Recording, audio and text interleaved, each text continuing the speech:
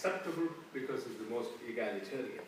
For example, he rejected Christianity because it sublimates poverty and promises heaven to the poor and the weak. There is enough evidence to show that in New Testament at least, that there's a greater chance the poor man to go to heaven than a rich man.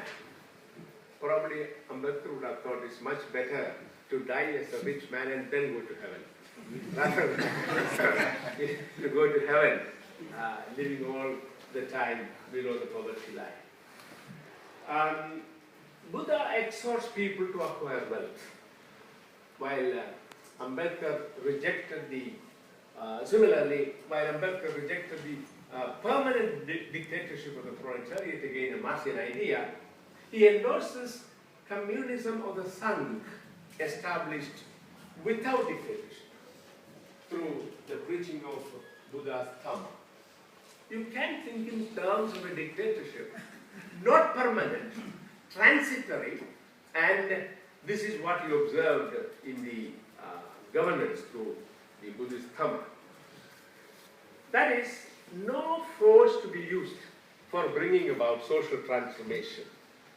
People should do it voluntarily.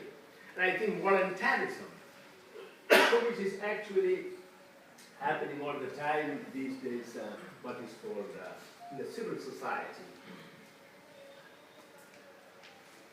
Although he did not get into that, is a very important dimension of Ambedkar's idea of modernity. Similarly, he said humanity needs materialism, economic development. But material development in itself is not enough. It will have to be reinforced with spiritual values. Humans should grow materially as well as spiritually. But I said earlier that well, you need to have your wealth, but at the same time you cannot abandon your spirituality through the process of accumulating wealth. Buddhism helps in combining, therefore, equality. Everybody can acquire wealth, but there should be a limit of disparity. And at the same time, as has already been referred to, and I'll come back to this again, there should be liberty and fraternity.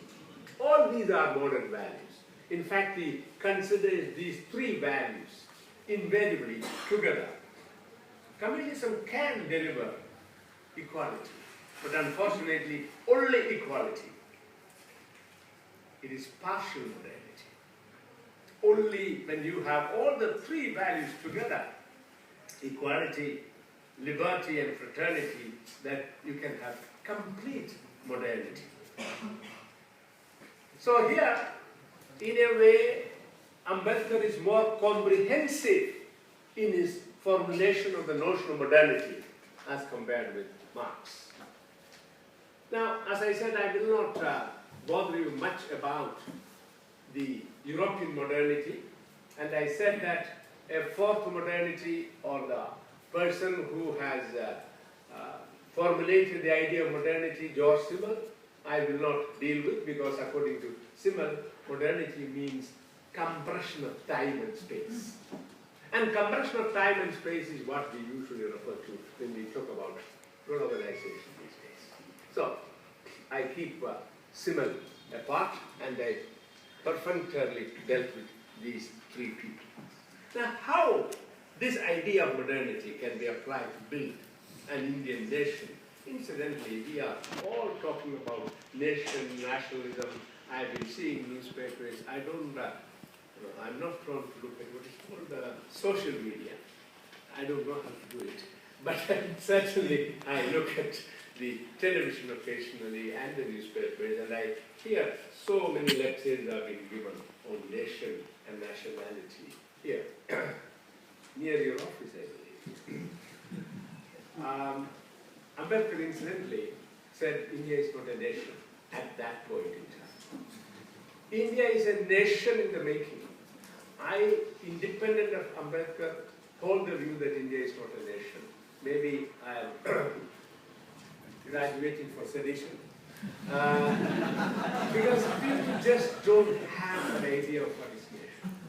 I've done a whole book on that. Several, but at least one focusing on this. I sometimes ask, just a deviation. If India is a nation, what is Bangladesh? Bangladesh is actually half a nation, isn't it?